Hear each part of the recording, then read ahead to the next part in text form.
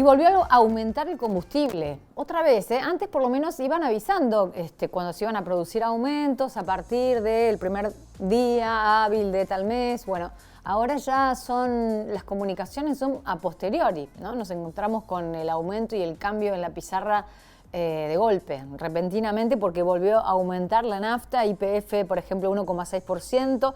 Es la cuarta suba en 2 semanas. El litro pasó a 1.443 pesos en Río Cuarto. Los valores se van ajustando en tiempo real según la demanda y otros factores, según se informa, entonces por eso no comunican con antelación, porque va de acuerdo a cómo va fluctuando seguramente el mercado y todas las repercusiones a partir de eso. El contador Gabriel Recio es administrador de GNC Villa María y está en contacto, le agradecemos. Gabriel, Paula lo saluda, ¿cómo le va? ¿Qué tal? Buenos días, Pablo. ¿Cómo te va? Bueno, cuéntenos, ¿cómo es esto que decíamos antes? ¿Por qué antes existía una comunicación previa, una planificación? ¿Se acuerda cuando ocurrió en su momento, el descongelamiento paulatino? Bueno, había como una planificación y se podía ver. ¿Por qué ahora no? Y de repente nos enteramos con aumentos bastante seguidos. Sí, mira, la modalidad esa de aumento, si se quiere, diario, más que aumento son modificaciones de precio diario, tomó esa modalidad la gente de YPF. Ujú.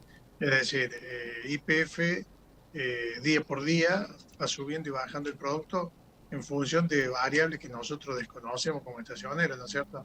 Es decir, como la modalidad de venta de ellos es por cuenta y orden, es decir, modifican los precios directamente en pizarra o en el surtidor y nosotros nos enteramos cuando el playero va a realizar alguna operación. Distinto el caso de las otras petroleras privadas, ya sea Puma, Shell o cualquier marca, donde sí te avisan.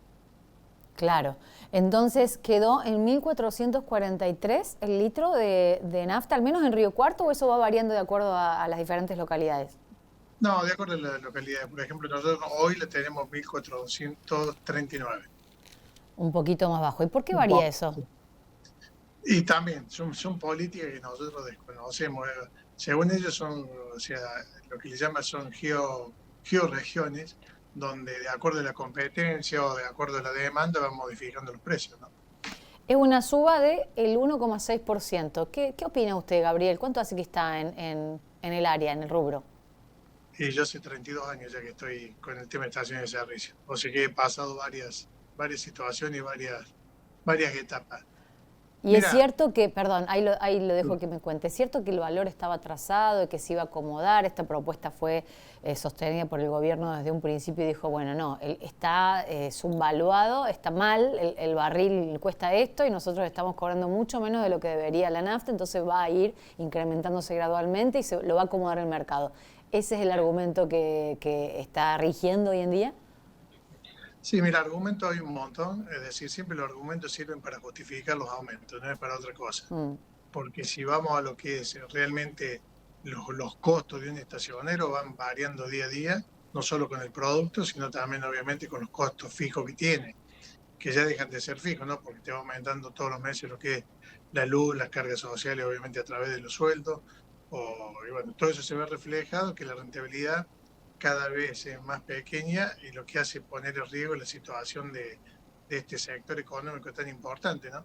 Es decir, los estacioneros estamos pasando una situación realmente complicada, ya sea por el precio y los márgenes, como te decía recién, como así también por el nivel de actividad que ha bajado y no desde años atrás, o sea, es sostenido la baja y no hay forma de recuperarse. Entonces la situación es compleja. Claro, y cómo pensaba que hay actividades, digo, las crisis se miden de acuerdo a esto, dos cuestiones fundamentales que tienen que ver. El ser humano no puede dejar de comer y de reducir la alimentación, sí, la calidad, y de moverse, porque tiene que trabajar y trasladar los alimentos y distribuir. Y eso está frenado el consumo en alimentos o se ha perdido calidad y ahora usted me dice el bajo consumo también en combustible. Entonces, ¿cómo se reemplaza eso? Y bueno, ese es un poco el motivo, ¿no? Decía, ha cambiado la matriz de consumo, lo que yo le llamo. Antes la matriz estaba dada más allá de lo que es transporte casi obligatorio, como es de mercadería o lo que es el producto mismo, ya sea a grandes escalas como es el transporte agrario o el transporte dentro de las ciudades. el que está muy reducido es el consumo, si se quiere, particular o familiar. Claro. Es decir, han optado por otro tipo de transporte, como ya sea moto en algunos casos, bicicleta o, bueno, o caminando. Obviamente que eso es lo que yo veo en la zona donde yo manejo, es decir, no sé de las grandes ciudades, pero acá Claro. en la ciudad como Villa María, Villa Nueva, alrededores, ha cambiado mucho lo que te decía recién, la matriz de consumo. Y eso es lo que hace a que las estaciones céntricas, más que todo, es donde se ve la merma, ¿no? Se anda más en bici entonces. Y Gabriel, quería preguntarle por el tema del impuesto a los combustibles. Sí. ¿Para qué sirve? Algunos dicen que por el impuesto a los combustibles es que aumentan estos valores, pero en definitiva el impuesto a los combustibles teóricamente debería ser coparticipable. Están reclamando los gobernadores que no les está llegando esa parte. Sí. ¿Qué pasa con eso? Y el impuesto al combustible nace básicamente para lo que ellos también llamaban en su momento después le llamaron fondo de autopista, fondo de ruta, es decir, era lo que se utilizaba o sea, se cobraba a través de los combustibles para realizar nuevas carreteras o bien para mantener las que ya estaban existentes, cosa que No lo está vemos todos pasando. los días, no está pasando. Entonces, es una gran fuente de financiación que tiene el gobierno de turno para, para canalizarlo en otras, no sé si obro, sí sé seguro de otros gastos, Mm. pero que no están específicamente el que fue creado, que era el tema de los caminos, ¿no es cierto? Bueno, eso es lo que te está reclamando a diario, que algunas provincias quieren que deje de ser coparticipable y hacerse cargo de la ruta de ellos, pero Ujú. bueno, como vemos es una gran fuente de financiamiento para todos, entonces es como que se están peleando ya por cualquier tipo de impuesto o de fácil recaudación como el impuesto a los combustibles. ¿De Y el cuánto es el impuesto a los impuesto a los combustibles, combustibles, perdón, Gabriel? ¿Cómo es la ¿cómo? proporción? Hoy el impuesto a los combustibles, por ejemplo, en lo que es en la nafta, más o menos podemos hablar de 220 pesos más o menos, la suma de lo que es impuesto de combustible e impuestos internos. Ujú. Ese impuesto se varía cada 3 meses. Muchas veces el gobierno, para desacelerar un poco la inflación, para que no sea significativo, lo traslada como pasó en la época del gobierno pasado, que estuvo 2 años sin aumentarlo. Después fue el gobierno que fue que aumentaba todos los meses para actualizarlos. Pero la particularidad del impuesto interno es que este impuesto se actualiza una vez al mes. O sea, no como las natas, que ahora toda variación que tengamos de combustible esta diaria que estábamos hablando al comienzo de la nota, eso es puramente por parte de la petrolera, no tiene Ujú. nada que ver con impuestos a los combustibles o impuestos internos como le llamamos normalmente. Claro. Y entonces ustedes reciben directamente desde Buenos Aires, de un momento al otro, sin preaviso, las listas o el porcentaje que aplican sobre los precios que ustedes ya están teniendo en su pizarra. El impuesto a los combustibles se aumenta, o sea, es aumentado y eso o sea, sale por ley, o sea que ya están pautados los Sí. precios que van a ¿Y el tener. aumento, por ejemplo, de ahora del 1,6? No, eso lo manejan las petroleras en Claro. función de, como había dicho el CEO de YPF, que iba a ser en función de la oferta y de demanda. Así como también habían anunciado de la baja en la hora no pico, como era de 0 a 6 de la mañana. ¿Y En el caso de eso está YPF, funcionando o no? en el caso de YPF sí. Es Mm. decir, si vos venís con la aplicación de YPF, te hacen un 3% de descuento. Mm. Siempre y cuando vengas con la aplicación. Es decir, si vos querés Ah. dar el paso, no tenés la aplicación ni pagar en efectivo con cualquier otro tipo de medio de pago, no es el descuento. Entonces, es un poco como para los clientes de YPF. ¿Y eso funciona con GNC también, Gabriel? No, eso es lo que habla de todo lo que es líquidos. Líquido. Hablando de eso, ¿el aumento en líquido trae siempre un aumento en el gas? Teóricamente tendría que traerlo, cosa que no se da o sea, muy a menudo. ¿Por qué?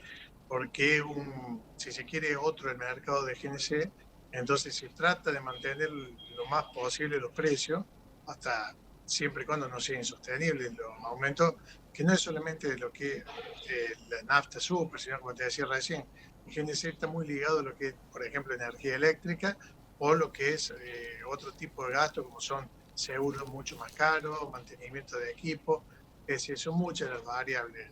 En cambio, el combustible líquido es más que todo como si fuese una compra-venta normal, no hay que hacer Claro. ningún proceso al medio, ¿no? Para la comercialización.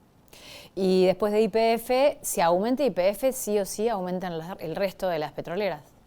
Mira, hasta el momento, con todas estas micro variaciones que tuvo YPF, las otras petroleras sí lo van monitoreando, pero todavía no hubo ningún tipo de aumento ni de ajuste de precios.